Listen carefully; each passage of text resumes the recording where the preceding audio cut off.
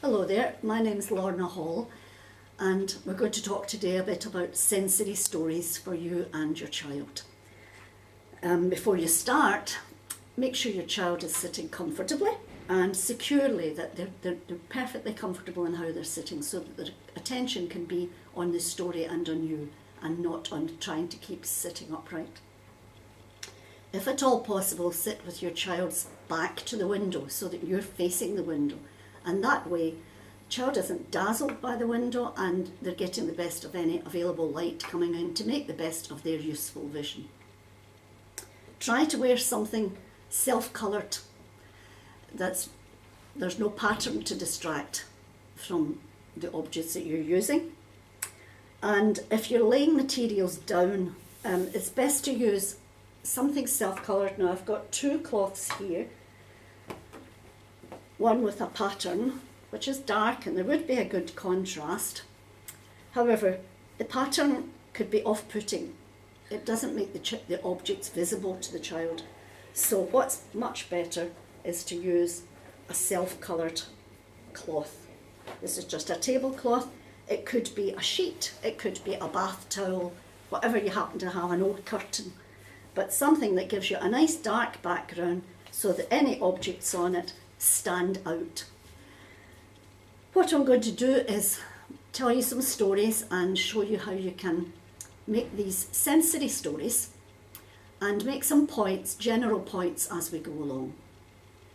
First of all, stories can be published ones, or they can be ones you've made up, especially for your child. Or they could be made up to suit the materials that you want to use. Either way is good. And we're going to start with one called Doing the Animal Bop. Now, for this I've used a cushion cover just to store the materials, and we're going to have a talk about storage later. So this was a cushion cover I came across and thought I need to have a story for that. And I've decided to use this story, which is called Doing the Animal Bop. And really I feel it should have a song, it should have a tune to it, because it's more of a song, but it's all in rhyme. And I think there are lots of actions you may want to do with your child depending what movement they have. If you like to dance and you sometimes sing, why don't you do the animal thing? Put your heels together and waddle along. Go crack, crack, crack. It's a penguin song. And if you happen to have a penguin toy, but I don't really think that's necessary. Here we go. High stepping feet and feathers that bounce, flim flam flutter at the ostrich flounce. And so I've got my first piece of sensory material, and here it is, the feathers. A feather boa, and as you can see, this is from a party shop, I think meant for a hen night.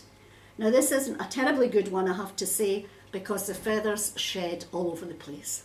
So if you're going to buy one in your pound shop, in your party shop, have a check that it's safe for your child, that they're not going to be showered with feathers, as you would be with this one. But just imagine, this is a really feathery sensation for your child. We'll have a talk about where the sensations are going to be a bit later on. So a bit more of the story. Just like a snake, you can slither along with a hiss and a wriggle. You can sing this song. And we have another sensory. Now here we are. And this is our snake. Haven't bothered to put a mouth or eyes on it, but you could do that if you wish, depending on how much vision your child has. This, as you can see, is just a sock. Here's the heel. And I've stuffed it with, I think it's bits of wadding, but it could be old tights, old socks, it could be anything at all. And I've tied the end with an elastic band. You may wish to stitch it. I've left it open just in case I change my mind about what I'm putting in it. So here we have our snake. Lots of sensations here for your child of length. You could make it any sort of texture. You may have a furry sock, a toweling sock, velour.